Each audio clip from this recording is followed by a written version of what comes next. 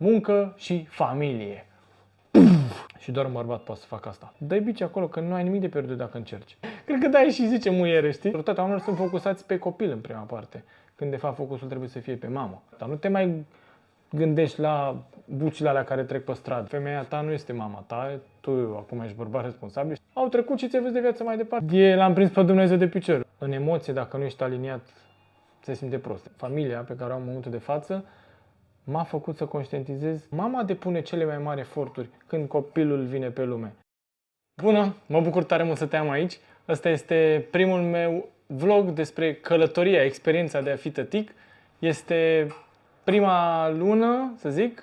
Fetița noastră are 7 săptămâni acum, o cheamă Lea. Am conceput-o când aveam vârsta de 30 de ani, în prezent am 31 de ani.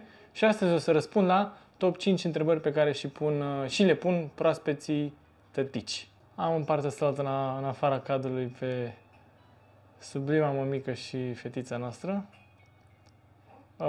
Deci ele vor ține spațiu în toată această călătorie. Dacă mai auziți un ha-ha, un hi-hi, un chirur, un sunet, ele sunt. Prima întrebare este: voi fi un tată bun? Cu toții cred că ne confruntăm cu întrebarea asta chiar de înainte de a concepe un copil. Ne frustrăm cu întrebarea asta, ne slăbim cu întrebarea asta, ne blocăm cu întrebarea asta din a lua acțiune. Cred că este o etapă importantă să înțelegi că odată ce ai început să spui întrebarea, înseamnă că ești pe drumul de a concepe un copil. Pentru că dacă atunci în conștientizarea de a răspunde pozitiv sau negativ la întrebarea asta vine sub formă de proces, fie el mental, fie el emoțional, fie el financiar, fie el familial, ajungi în fața faptului împlinit să îți imaginezi viața cu un copil. Și atunci încep să apară tot felul de scenarii, scenarită, cum o numesc eu, în care realizezi că să stai să te gândești și să urmești pur și simplu lucrurile care nu ar funcționa bine, doar vorba aia, pierzi timpul degeaba. Și cred că odată ce începi să spui întrebarea asta, ești pe drumul de a fi tătic. Pentru că se simte. Chiar dacă noi suntem mai mentali, mai raționali, ne place să răspundem, să soluționăm, să rezolvăm, odată ce depășim neîncrederea asta de sine, ne dăm seama că e foarte tare și este absolut necesar să ne punem această întrebare, că rezultatele, răspunsurile care apar în urma lor doar vor crea acțiuni benefice pentru tine. Și la întrebarea dacă voi fi un tată bun, pentru mine răspunsul a fost din start, da. Mi-am dorit de mic să am copii, încă de când eram adolescent. Mereu am fost așa mai vizionar, mereu m-am gândit la viitor, mereu m-am gândit la unde vreau să mă îndrept, dacă o să am o familie, dacă nu o să am o familie. Și încă de când eram copil îmi plăceau copiii în continuare. Pe măsură ce creșteam, continuau să-mi plac copiii, pentru că îi înțelegeam, tocmai trecusem și eu de procesele respective și trecând în zona de semi-adult, 20 ceva de ani. Încă îmi plăceau copiii. Când aveam eu 18 ani, mama s-a recăsătorit, a făcut o fetiță, o cheamă Sofia, și procesul de observare a creșterii ei a fost în continuare. Bă, da, aș vrea copil, adică să vezi un suflet cum evoluează, cum crește în fața ochilor tăi, este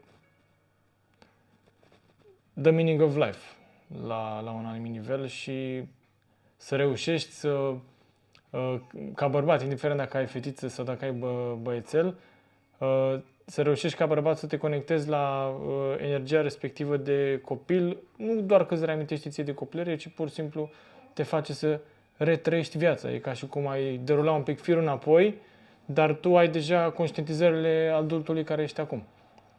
Și practic e ca și cum te întoarce în timp și ai avea toate informațiile gata pentru un sufletel nou. Bun. Întrebarea numărul 2 pe care aș-o pun tații cel mai des este: cum aș putea să-mi sprijin partenerul într-un mod cât mai eficient? Asta apare ca proces la început, apare ulterior ca efort, ca muncă depusă după ce vine pe lume sufletelul. Și două lucruri am conștientizat aici. În primul și în primul rând, trebuie să înțelegi că trebuie să-ți sprijini familia. Adică oricum ai da-o, pe românește depinde de tine. Ești capul familiei și n-ai încotro. Adică nu că e o responsabilitate de care trebuie să fugi sau te gândești că ar cântări greu pe umerii tăi această responsabilitate. Nu. Este rolul tău. Adică e parte naturală a ceea ce și n-ar trebui să te împotrivești chestii respective, ci pur și simplu să o primești exact așa cum e și chiar să o... O să punem valoarea asta aici. Și chiar să o folosești în avantajul tău pe bune, la modul, bă, dacă sunt pregătit să fac chestia asta și mi se dă rolul ăsta, care oricum este instalat în mine, de ce să nu mă bucure, să mă îmbărbăteze faptul că sunt pregătit să fac asta. Și a doua conștientizare a fost după ce Lea s-a născut, și anume faptul că rolul tău de tată, în comparativ cu cel al mamei, este diferit și în raport fizic, la modul 1 la 1 cu copilul, și ăsta este diferit. Că tu nu ai aceeași conexiune pe care o are copilul tău cu mama. Ei au stat 9 luni lipiți acolo, a crescut în ea, deci gândește-te ce s-a întâmplat doar la nivel chimic din punctul ăsta de vedere.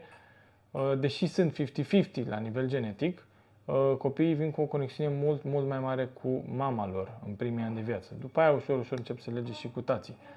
Deci din punctul ăsta de vedere, multă recunoștință și inclinație față de femeile voastre, să rămână Grațiela, că li se activează instinctul la matern, deci la modul se transformă, dar nu într-un sens negativ, fix într-un sens pozitiv. Deci este minunat să le observi cum își primesc rolul cu atât de multă lejeritate și naturalețe și e magic efectiv să vezi cum femeia care ieri se gudura ca un copil lângă tine și are atitudinea adolescentă sau indiferent cum este femeia ta sau ce personalitate sau caracter are, să o vezi deodată cum își face shift-ul așa de lejer și așa de natural, este foarte plăcut să o privești.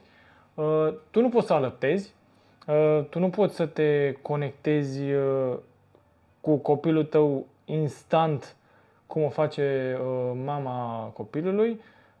Tu nu poți să simți stările copilului pentru că n-ai stat 9 luni să-l crești în burtă încât să ai deja un background legat de cum reacționează în funcție de stările tale. Oricum o să îți dai seama de asta în momentul în care apare copilașul tău. Tu te vei conecta, dar din alte puncte de vedere și eu consider că să poți să sprijini eficient femeia înseamnă să fii mâinile și picioarele ei. Ea mostly stă cu copilul, deci nu prea are cum să fie la fel de mobilă și de funcțională prin casă. Așa că trebuie să te gândești că duci acum două vieți. Pe a ta și pe a mamei. Trebuie să o îngrijești, trebuie să-i aduci apă, să-i faci de mâncare, să faci chestii prin casă, să o mângâi, să o pupi, să o iubești. Trebuie să fii mult mai conectat cu ea, mai ales în primele luni după naștere, momentan e prima lună jumătate la noi, dar lucrurile astea le-am învățat și dinainte în cursul prenatal, despre care o să vorbesc imediat. Și înțelegând factorul ăsta, mama depune cele mai mari eforturi când copilul vine pe lume. Și toată lumea, majoritatea oamenilor sunt focusați pe copil în prima parte, când de fapt focusul trebuie să fie pe mamă. Că ea depune efortul, ea stă 9 luni să-l crească în burtică, ea după aia trece prin experiența nașterii care nu este, e naturală și chiar mă bucur că am avut parte de o naștere naturală, dar deși nașterea este naturală, construcției corpului femeii, nu este ușoară.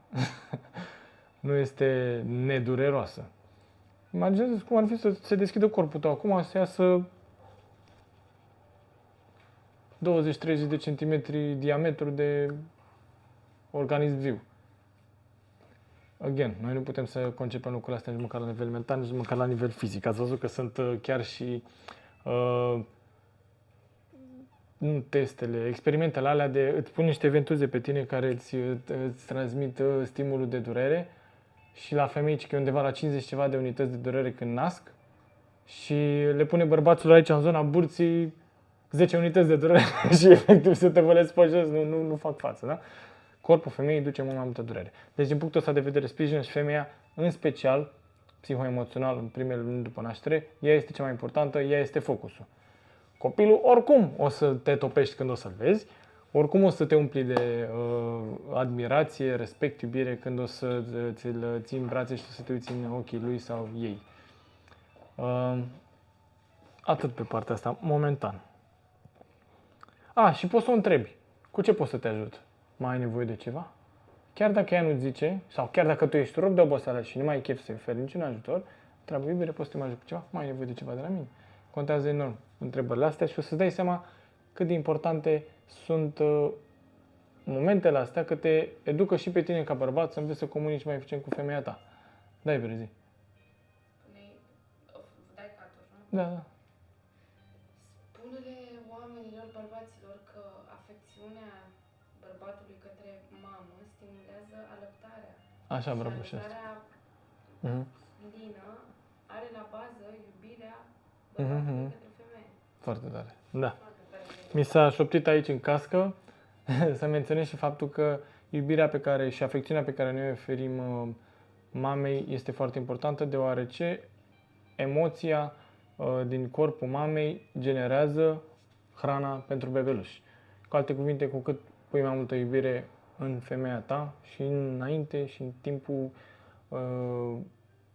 creșterii copilului, ajută la un lapte sănătos, ajută la o gestionare bună a energiei familiale, a comuniunii dintre mamă, tată, copil și unește, practic, simți sentimentul ăla de unificare că bărbatul în sfârșit este ca un vas, acum vorbesc din punct de vedere emoțional, chiar susține ca un vas femeia și femeia susține copilul.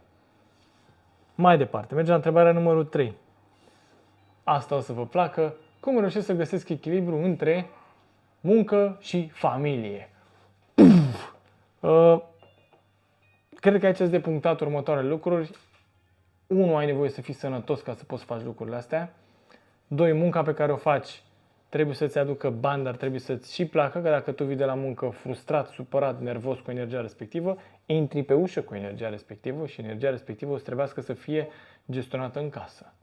Și crede-mă, mai bine o gestionezi tu dinainte, te va susține oricum femeia, dar tu gândește-te că ai nevoie să aduci în casă energie bună. Să vii cu hrană, să vii cu cumpărături, să aduci voie bună, să vii cu energie, să vii cu acțiune. Da? De restul, oricum, celelalte lucruri care nu sunt atributele tale, se ocupă oricum mama deja acasă. Pentru mine, l-am prins pe Dumnezeu de picior. Vocația mea este să fiu profesor în zona de sănătate și prima parte a zilei lucrez în sală. Antrenez oameni, după care vin acasă și am 1-2 sesiuni de coaching, fie de grup, fie individuale și mai lucrez la una alta pe laptop. Însă reușesc să petrec mult timp acasă. Reușesc să îmi structurez astfel munca încât să stau maxim 4-5 ore plecat de acasă. Se întâmplă să mai am filmări, clipuri sau chestii unde plec 10 ore, 12 ore, dar astea se întâmplă rar. Adică nu se întâmplă chestia asta zilnic, se întâmplă o dată de 2, de 3 ori pe lună. Prin urmare, să înveți să balancezi familia și munca este esențial atunci când ai un copil, pentru că finanțele trebuie să fie organizate, structurate, să știi ce bani intră, ce bani ies și să fii pregătit și pentru situații de urgență. Pe lângă asta, de bifat neapărat asta cu oboseala, stresul, frustrarea care vine de la muncă, încearcă să fii asumat, bărbat, încrezător, să știi să gestionezi propriile tale emoții și neapărat să faci mișcare. Ca așa au ajuns să scoți lucruri respective sau să faci tenis de respirație sau să faci plimbări în parc sau să fii on point pe partea de hrană și nutriție, că dacă tu nu te ocupi de lucrurile astea, n-are cine altcineva. Femeia ta nu este mama ta, tu acum ești bărbat responsabil și trebuie să te ocupi de lucrurile astea. Dar, again, nu zic lucrurile astea acum ca să vină ca un fel de încărcătură, că sunt multe chestii de făcut. Sunt, dar fac parte din atribuțiile tale. Adică ești oricum deja gata să faci lucrurile astea, doar că poate nu o vezi încă. Mai sunt multe aspecte delicate așa de menționat, cum ar fi conexiunea cu Divinul, cum ar fi părțile subtile pe care trebuie să nu le neglijezi în perioada asta, în special în perioada asta, că fiind conectat pur la trăirile tale interioare, să știi să gestionezi emoțiile, să-ți înțelegi stările, o să știi cum să-ți aplanezi în mod automat, așa, din mers niște stări de anxietate, atacuri de panică, te-ai enervat ăla, te-ai enervat ăla. Fă lucrurile mari și enervante să pară mici și nesemnificative. Oricum o să-ți dai seama de asta, că vii acasă și îți vezi familia și chiar te întrebă ce contează cu adevărat? Despre ce e viața de fapt? Care este esența de a trăi? Care sunt lucrurile cu adevărat relevante? Și te uiți la familia ta și realizezi niște chestii profunde. Și uite așa, totodată o să apară și conexiunea cu Divinul. Deci roagă-te. E relevant cui, dacă e către Dumnezeu, că dacă ești, adică ar fi bine să te rogi către religia în care ai fost botezat. Dacă ai făcut ruperea, super, bravo, dar eu mă rog la Dumnezeu, sunt creștin ortodox, nu blamez nicio religie, n-am nicio favorită, să zic așa. Nu le-am studiat pe toate, evident, dar cele pe care le-am studiat nu mi-au creat un soi de ăla e bun, ăla nu e bun, ăla ce adevărul, ăla nu ce adevărul. Mi se par toate un cumul foarte frumos de credințe, de conexiuni, de punți temporale și dimensionale ca omul aici să supraviețuiască într-un mod cât mai frumos și cât mai conectat la tot ce se întâmplă pe pământ. Bun, deci așa balansez eu în momentul de față work-life. Dacă vrei să dau așa și o zi frumoasă din viața mea, mă trezesc undeva în jur de 7:30. Frumos îmi pup familia, mă uilele, primul lucru ăsta îmi vine să fac. Stau zilele așa cum dorm, mai ales dacă stau și dorm față în față, e minunat să le privești. Îmi iau și telefonul ca orice om sau doar deschid draperia, mă duc frumos la baie, stau un pic pe telefon, beau de obicei apă cu sare sau beau apă, ca să nu mai intru în detalii. Îmi iau niște praf de ciuperci cu amaleului și shiitake, pot să studiez despre detalii, sunt foarte bune. Pe burta goală, mi-au o banană și am plecat la sală, cam asta se întâmplă. La sală antrenez în jur de 3 ore, 4 ore. Găsesc aici, colo, să intru și în sesiune cu unul dintre clienții mei, lucru care, apropo, este extraordinar de bun, nu doar pentru tine, ci mai ales pentru oamenii cu care lucrez, dacă ești în zona asta. Nu fugi de faptul că eu sunt antrenor, trebuie să-mi antrenez clientul. Antrenează-te cu el, că cea mai multă experiență omul și-o ia atunci când vede un exemplu. Și dacă vede cum te concentrezi tu, ce mindset ai în timpul antrenamentului, ce atitudine, ce formă de execuție, ce seriozitate, omul are de acolo mult mai multe de luat decât dacă stai tu și îi explici în 14 feluri diferite. Asta așa ca un insight. Se termină frumos sala, mă duc să mănânc imediat, după ce mi-am terminat treaba cu clienții. Iau mâncare de unde mănânc și vin acasă cu mâncărica. Comunic constant cu Grațiela, fie îmi dă ea mesaje după ce se trezește. Le fac poze, uneori dimineața înainte să plec de acasă ca să vadă așa cât de frumoase sunt amândouă. Și urmează ca acasă să petrecem niște timp împreună, 2-3 ore stăm, mâncăm, vorbim despre chestii, ieșim la o plimbare dacă e frumos afară, acum e iarnă. Dar momentan cam asta e rutina. Leia s-a născut iarna. Am zis deja că ieșim afară. Leia s-a născut iarna, deci nu prea a fost vreme, să zic așa, superbă. Trăim în București, în centru, pe lângă Cismigiu, chiar în zona în care am copilărit. Bun. Mai când se lasă seara, mă duc și le iau un burger. Mă rog, iau Grațielei și mie un burger pe care îl servim împreună, fie ne uităm la Star Wars. Ideea e să înveți să petreci timp de calitate cu iubita ta, să vorbiți despre ceea ce își dorește, să share-uiți conștientizări legate de viața nouă pe care o aveți, atât la propriu fizic cât și la figurat, că se schimbă chestii și dinamica respectivă e foarte importantă să fie comunicată. O să vezi că e cu multă iubire, cu multă comunicare, totul devine mai profund, fiecare gest, fiecare atingere, fiecare privire în ochi, e cu totul și cu totul specială. Spre seară, mai puțin cu, să zic, zona de muncă. Aici doar ne ajutăm reciproc pentru pasiunile noastre. Eu ajut pe ea să filmeze sound healing acasă, o ajut să filmeze reel-uri dacă are nevoie, mă mai ajută și pe mine, cum mă ajut acum, de exemplu. Și consider că a ne sprijini în munca noastră este un lucru foarte important, că asta mai leagă niște extra timp. Că dacă merge fiecare separați cu munca pe care o facem, tu te duci la muncă, îți vezi de treaba ta, ea se duce la muncă, îți vede de treaba ei și vă vedeți undeva la mijloc.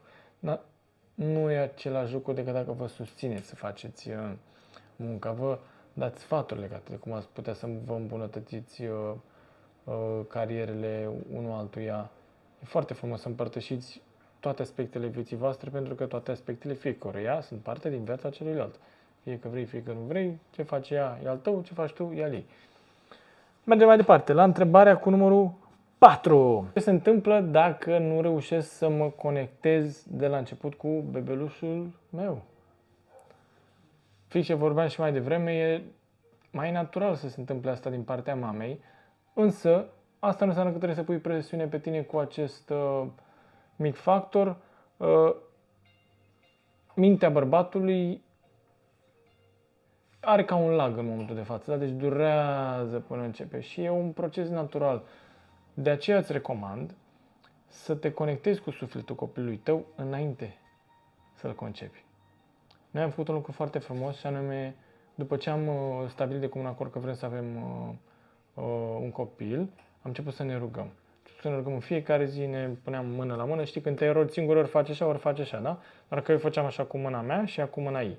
Și ne rugam împreună către sufletelul ei, în cazul de față. Noi nu ne-am dorit fetiță sau băiat, am zis, Doamne, dacă ne rugam împreună, la finalul rugăciunii aveți, după ce te rogi câteva momente, începe și se instalează în corp o anumită vibrație, o anumită energie, o anumită stare de conștiință un pic diferită. Cu atât mai frumos este prin faptul că o faceți împreună, o să vezi, recomand să faceți asta. Și începi să te conectezi la sufletul copilului. Am cerut, Doamne Dumnezeule, dacă suntem pregătiți, trimite-ne sufletelul. Nu ne dorim foarte mult să avem alături de noi sufletel, ne simțim capabili să fim părinți, ne dorim să fim părinți, ne dorim să rămânem împreună și dacă ne consider pregătiți, trimite-ne sufletelul. Zici și făcut, dai seama. După aia, bam, am făcut dragostică de mai multe ori, așa. Ne rugam și după ce făceam dragoste, ne priveam ochii în ochi și ne gândeam cum o să fie copilul nostru. Încercam să vorbim despre cum o să fie copilul nostru. Ce faci? Ne întrebăm. Și chiar Grațiela am întrebat, la un moment dat, mă întreba obsesiv. Iubire, o să avem un copil? Așa mă întreba. Și ea era gravidă în 3 luni, în 5 luni, în 7 luni. Iubire, e sigur o să avem un copil? O să avem un bebeluș? Și ajută conștientizările astea, ajută întrebările astea, pentru că aduce aici în material, prin vibrație, prin sunet, prin întrebarea asta, o să avem un copil, o să avem un bebeluș și mintea ta începe să răspundă la întrebarea aia repetitiv. Și iubire, chiar m-a ajutat că m-ai întrebat, chiar dacă eu ziceam, eram, oprește-te că mai, da? Era foarte important să înțeleagă mintea. Sufletul înțelege dinainte, el știe care e călătoria lui de multe ori. Treaba e să convingi mintea, adică ți-am zis, are ca un fel de lag în mintea. Și până și când îl vezi în fața ta, te uiți și mintea e... Ce? E aici? Deja au trecut 9 luni? Când s-a întâmplat? Din punctul ăsta de vedere, imediat, iubire, din punctul ăsta de vedere, ai răbdare cu tine, nu te grăbi, poate să fie love at first sight, cum a fost cu multe situații de îndrăgosteală tată-mamă. Deci poate iubirea pe care tu o porți în momentul de față femeii tale să fie efectiv și iubirea pe care o să o simți și când o să apară copilul. Oricum, este un moment wow, când îți iei copilul în brațe prima oară. Nu pot să descrie, e ca o experiență meditativă sau ca o experiență pe ciuperci, pe droguri, pe ce vrei tu. În timp ce începi să descrii, te depărtezi. Trebuie să ai un vocabular extraordinar de elaborat. Trebuie să fii foarte în contact cu modul cum comunici emoțiile, cum îți înțelegi nuanțele interioare, ca să poți să descrii sau să te apropii prin descriere verbală de ce se simte cu adevărat. Dar este un sentiment aparte, este un sentiment unic, este un sentiment care declanșează în tine în momentul ăla un val nou de trăire, un val nou de conștientizare, un val nou de a simți viața, pur și simplu. Ok, ce a fost la început a fost vibrația. Am avut și am în continuare mare noroc că viitoarea mea soție este muzician de mică. Ea a venit pe canalul ăsta cu mama, e conectată, a studiat muzică toată viața, a cântat prima oară pe scenă la 4 ani. Eu am venit cu mișcarea. Taică-miu a fost sportiv de performanță, profesor de sport, de educație fizică. Eu la fel, am băgat în lumea sportului de performanță tot așa, de la 3-4 anișori. Și am venit amândoi cu un canal foarte bine deschis și foarte bine conectați la chestia asta și asta ne-a apropiat enorm. Când zic vibrație, zic voce, da? La început a fost sunetul, la început a fost vibrația. Și încă este, clar.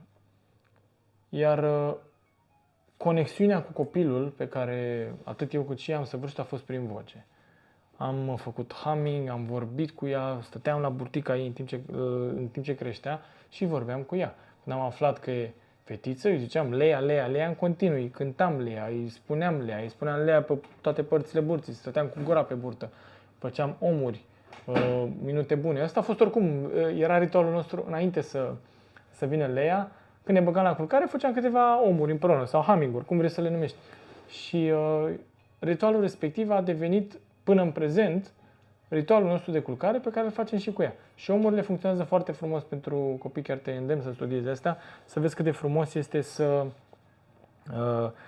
vezi copilul cum se liniștește ușor, așa, parcă zici că îl ia somn, așa se calmează, când îi faci aceste omuri. Deci această conexiune, dacă nu o simți din prima, nu te liniști că o să apară, dar ca să poți să o activezi din timp, fă lucrurile despre care ți-am spus aici. Evident, asta e părerea mea, este experiența mea, nu o luau acum la modul de ce zicem ăsta aici, sau cine este să vorbească. Toată experiența aici pe pământ este subiectivă, cine poate să o facă obiectivă foarte bine, cine poate să o filtreze și să o comunice și mai bine, dar gândește-te că curiozitatea de a fi aici este suficientă ca să îți dai voie să afli mai multe, să încerci mai multe. I don't claim the truth, by the way. Mai departe. Ultima întrebare și poate cea mai forță, mie mi-a dat bine de procesat și de rumegat de-a lungul vieții întrebarea asta, dar pe când am fost pus în pielea de tătic, sunt financiar pregătit să am un copil? Multă lume se gândește, mamă, câți bani trebuie să cheltui acum, câți bani noi, câți nu știu ce.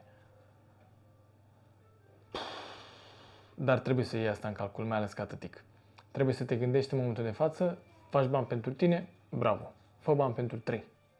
Sau fă bani de 3 ori mai mult de atât, dacă vrei să te simți confortabil și sigur. O să te sperii la început, o să zici, cum, nu știu ce. Dar când ți le pui pe foaie și zici, 1500 de euro cheltui eu, deci undeva între 4.000 și 5.000 de euro ar trebui să fac ca să susțin familia în confort sigur. Că poți pui și bani deoparte cu ocazia asta, că poți să-ți creezi și un buget pentru copil, că poți să-ți creezi și un buget de vacanțe, minunat.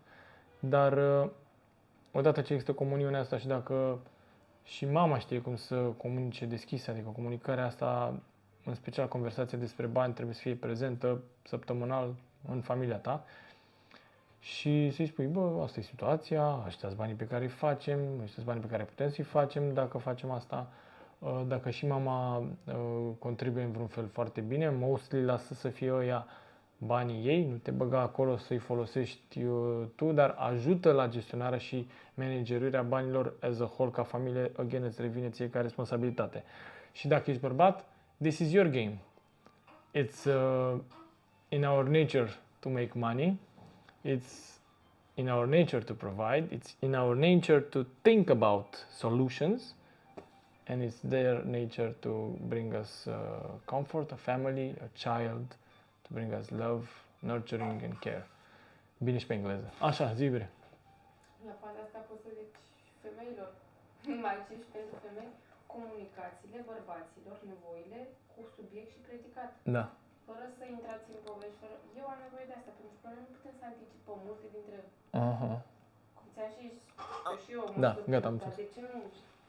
Așa, ca să înțelegi un pic acum prin ce trece mama. Consumul energetic caloric este mult mai mare în timpul creșterii copilului și în timpul alăptării. Creierul folosește energia și pentru procesele respective.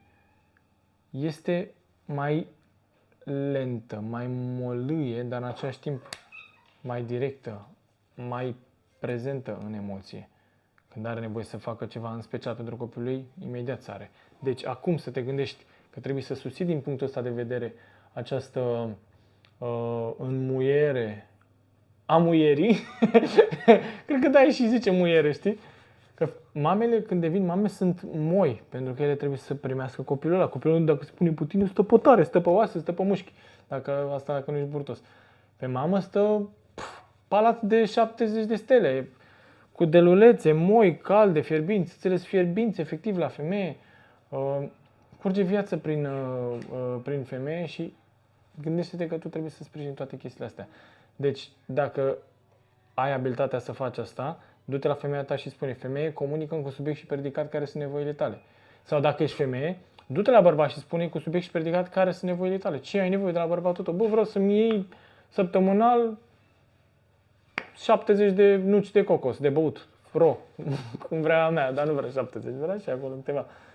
Sunt niște nevoi pe care chiar și le dorește și dacă le îndeplinește o să se simtă super bine, super susținută, super în energia aia acolo și se vede foarte bine, se simte foarte bine când te uiți la ea și o vezi în starea respectivă. Că vrea flori, du-i flori, că vrea un anumit tip de interacțiune emoțională, de lucrul ăla. Dar acum vorbim despre bani, dar o să vezi că există o conexiune foarte mare între bani, energie, sex, afecțiune. E acolo, da?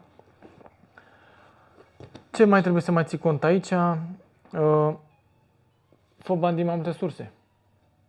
Gândește-te la un business nou.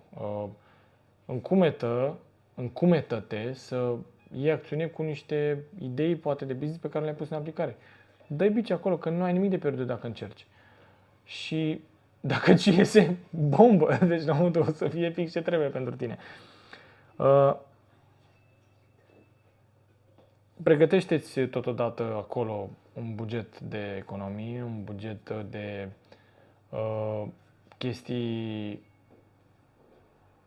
de-astea inopinate, că nu știi ce se întâmplă. Dacă vine iar vreo fază de asta politică și e timpul să te muți din oraș și gata.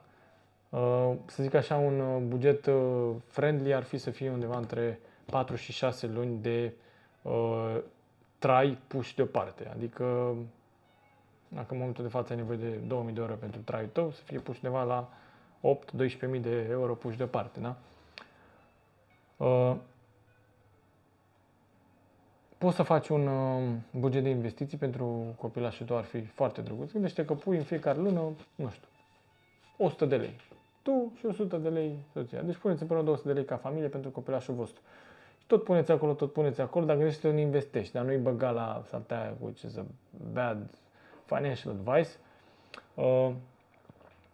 Investește, da? Alegeți, informează-te, evident, și informează unde vrei să investești. Că sunt acțiuni, că e spațiu cripto, că sunt you name it, do your own research, da, aici nu mă bag, eu am investiții făcute și este foarte important să înțelegi că să faci mai mulți bani, înseamnă să ai mai multe surse de venit, să economisești bani nu înseamnă să-i ții în sertar în casă, să economisești bani înseamnă să-i investești. Deci investește. Așa. Așa, ca să aplanăm așa cam tot ce s-a vorbit, să fii un tată bombă e un proces, să fii un tată bun nu este despre a avea toate răspunsurile de la început și toate soluțiile gata, nu fi perfecționist, nu fi nebun acum că ai nevoie să fii cel mai așezat în minte, în emoții, să fie canal deschis aici între creierașul și inima ta.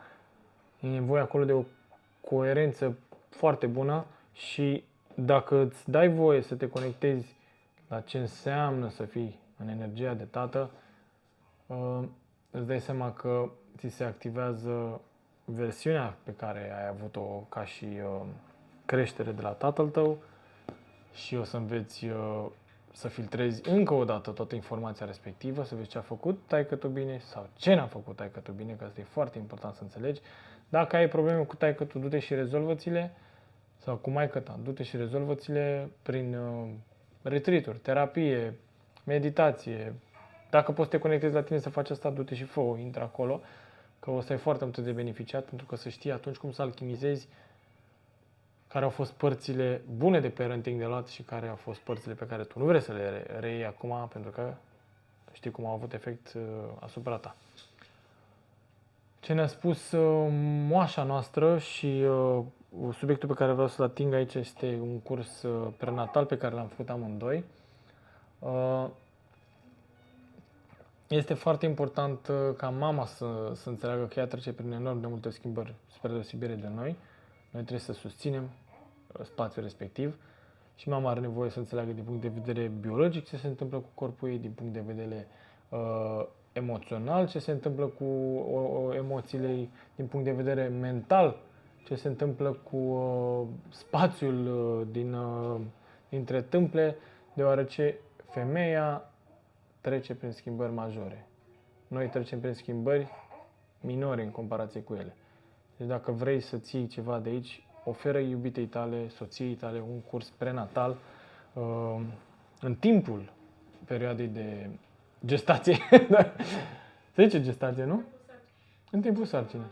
O moașă este o femeie care a văzut sute de nașteri. O moașă este o femeie care știe ce înseamnă experiența de a fi mamă, știe ce înseamnă cum să susțină mamele înainte de naștere, înainte de sarcină, în timpul sarcinii și după sarcină și iubita ta are nevoie să știe și ea la rândul ei toate informațiile astea. Deci tu dacă vrei să te duci la sală că habar n-ai cum să te antrenezi, te duci la un antrenor, unul care s-a antrenat zeci de ani și care a văzut zeci de oameni care se antrenează și i-a antrenat. La fel și o moașă, da? Fie că ții un curs de PNED, fie că începi și cauți efectiv fizic o persoană cu care să comunice mama ta, ar fi foarte tare că tu n-ai nicio șansă să faci asta. Poate dacă știi tu informații foarte bine, dă-i-le. Dar femeia cu femeie se conectează cel mai bine când e vorba de naștere, îți dai seama, nu să vină la tine să te întrebe. Și în pregătirea respectivă pe care Grațiela a avut-o și a avut o femeie extraordinară care ne-a susținut și încă ne susține și post-naștere, făceau săptămânal întâlniri pe Zoom de o oră, 2, 3 ore uneori. Eu rezistam 20, 30, 50 de minute, că era un subiect care trecea pe lângă mine. Nu puteam să mă conectez acolo pentru că toate lucrurile respective aveau legătură cu trăirea ei. Și de cele mai multe ori pe mine mă lua somnul când aveam ședințele respective. Ce să mai vorbim aici? Toate întrebările astea sunt normale, e natural să apară și este foarte bine că ele apar ca să înseamnă că ești o ființă funcțională, că ești optimizat la realitate, că poți să fii tată, că poți să fii tătic. Este o experiență foarte nice, foarte tare, foarte magică, foarte, foarte, foarte din toate și experimentez conștientizări când îmi țin copilul în brațe, experimentez trăiri noi în raport cu femeile în general, pentru că îți dai seama ce înseamnă ca tată să stai conectat la familia ta. Nu-ți mai fug ochii stânga-dreapta. Nu te mai gândești la bucile alea care trec pe stradă. Au trecut și ți-ai văzut de viață mai departe. Lucrurile astea încep să dispară. Eu, spre exemplu, am avut probleme, vorba aia, cu femeile de-a lungul călătoriei mele de a-mi găsi soția potrivită și am înțeles în acest proces că nu poți să te uiți stânga-dreapta în același timp. Nu poți, poate unii pot, dar eu am ales în mod conștient și am comunicat deschis cu femeia mea să înțeleg că, adică să înțeleg eu, dar am comunicat cu ea ca să înțeleg eu, ca să înțelegi despre ce e vorba. Adică ea m-a ajutat în procesul ăsta să înțeleg că nu pot să mă uit stânga-dreapta în același timp, nu pot să am o relație poligamă și să vreau și o familie și beat the sense into me, la modul, nu cu bătaie, dar m-a făcut să înțeleg că în background-ul meu de a trece de la o relație la alta, de a înșela, de a nu fi constant, că în momentul în care tu vrei să te așezi la casa ta cu o familie, tot comportamentul respectiv trebuie să se alchimizeze în altceva, în altcineva, dacă vrei să o iei așa. Și din experiență personală, ăsta a fost poate procesul cel mai profund pe care a trebuit să-l învăț eu cu mine ca să pot să am o familie. Și acum, asta, familia sau, să zic, trofeul în sine, familia pe care o am în momentul de față, m-a făcut să conștientizez cât de important a fost să trec prin procesul ăla ca să ajung aici acum. Și indiferent prin ce treci acum, îți recomand să intri acolo, frate, să-ți dai voie să te lupți cu cele mai mari provocări ale tale, că la capătul celălalt este ceva extraordinar și cu toții avem demonii noștri, cu toții avem umbrele noastre, cu toții ne luptăm cu niște drăcușori, cu frici, cu știi tu cu ce ai tu de dus. Și ca bărbat, din punctul meu de vedere, dacă nu te lupți cu alea, tu nu devii puternic. Dacă tu nu te lupți cu alea, nu te îmbărbătezi. La modul cicatrici, frate. Dacă nu cicatrizezi rănile și nu te ridici de fiecare dată când cazi și toate tăieturile alea care te enervează și, vorbesc acum de subtilități, dar nu tăieturi fizice. Dacă tu nu-ți dai voie să te ridici de fiecare dată când cazi, nu o să poți să dai voie să fii bărbat, nu o să poți să dai voie să ai o familie, să fii tătic, să te uiți în ochii femeii tale și să zici, femeie, asta e situația, trebuie să facem asta acum.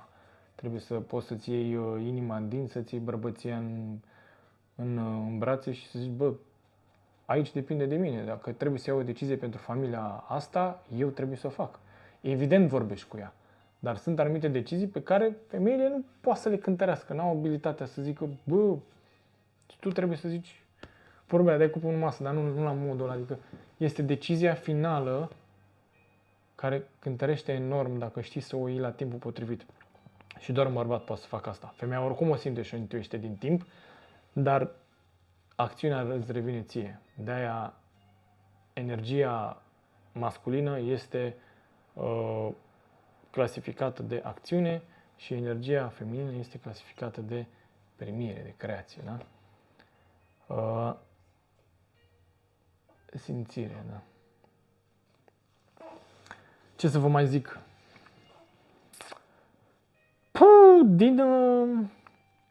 Din culise acum. Eu sunt un om foarte deschis, foarte pe joacă, da? Scrie și pe mine, let's have some fun in the sun. Viața pentru mine este o bucurie. Eu dacă vin aici și fac ceva, zici că vorbesc acum la nivel de suflet, și dacă eu vin aici în vehiculul ăsta numit corp ca să fac ceva, vin ca să mă simt bine. Dacă nu este enjoyable, dacă nu trăiesc pe deplin ceea ce fac, dacă nu e fun, dacă vrei, dacă scrii și pe mine, dacă nu e fun, why do it at all, știi? Că cu mintea poți să te contextualizezi în interior la multe chestii. Cu mintea poți să negi dureri, cu mintea poți să negi că nu-ți place fața lui ăla, cu mintea poți să faci orice. Dar în emoție, dacă nu ești aliniat, se simte prost. Faci o chestie, te duci la muncă, poți cu mintea să te concentrezi acolo. Dacă te întorci acasă, nu ți-a plăcut, nu se simte bine. Și pentru mine despre asta e, gen, dacă nu se simte bine, procesorul ăsta aici degeaba e el super performant. Mintea oricum e instrumentul cel mai avansat de momentul de față de pe pământ, da? Și da, mintea poate să facă lucruri extraordinare, dar dacă îți simți și inimioara și ești acolo conectat cu sufletelul tău, cu emoțiile tale, cu ce simți, cu ce-ți dorești, cu ce-ți place, că e foarte tare să faci ce-ți place și dacă faci momentul ăsta ce-ți place, fă mai mult ce-ți place. Că făcând ce-ți place, îți dai seama mai departe ce vrei să ai parte în viața ta. Și vine cu multă bucurie atunci și dacă ești bucuros, pusi. E totul frumos, e totul roz. Da, vă mulțumesc că m-ați ascultat până aici. Sper să vă fie de folos această sesiune, confesiune. O să fac câte un video o dată pe lună despre acest subiect, despre Dead Life. Dacă aveți idei despre subiectele pe care putem să le abordăm aici, vă rog, abia aștept comentariile voastre. Dacă simțiți, dacă sunteți deja tătici, sunteți mai avansați ca mine în călătoria voastră și vă place să stați în fața camerei, haideți să punem un podcast împreună. Și dacă ești tătic și vrei să get on with your life și vrei să fii tătic și îți place de mine de fața mea și te rezonezi cu mine, hai să lucrăm împreună, hai să facem ceva împreună, să colaborăm, Bărbații au nevoie de trip, frate, bărbații vor să se simtă bine. Dacă ești mămică și te uiți întâmplător să vezi și tu un tată drăguț, sexy aici, carismatic, care vorbește despre ale lui, de familia lui, creație la tine, nu? Dă-ți voie să folosești și tu ce am spus aici. Dă-mi și tu un comentariu referitor la ce simți că aș putea să mai aduc nou în lumea familiei mele, în lumea femeii mele. Evident, o să țin cont doar de lucrurile care sunt cu adevărat importante pentru mine. Nu o să iau acum toate sfaturile de gata, cum vă recomand și voi să nu faceți. Și ăsta e primul meu vlog. Vă pup, vă iub, de toate vă îmbrățișez cu mare drag. Vă onorez și vă respect dacă vreți să fiți părinți. Nu toată lumea e gata să fie părinte, evident, dar v-aș dori tuturor să fiți părinți, să vedeți cum se simte și cât de frumos este și ce se întâmplă cu adevărat cu viețile voastre odată ce faceți acest pas minunat în conștiință, un salt în conștiință cu viețile voastre. Până data viitoare, sănătate în primul rând, iubire la copii și la nevastă și abia aștept să ne vedem la episodul următor.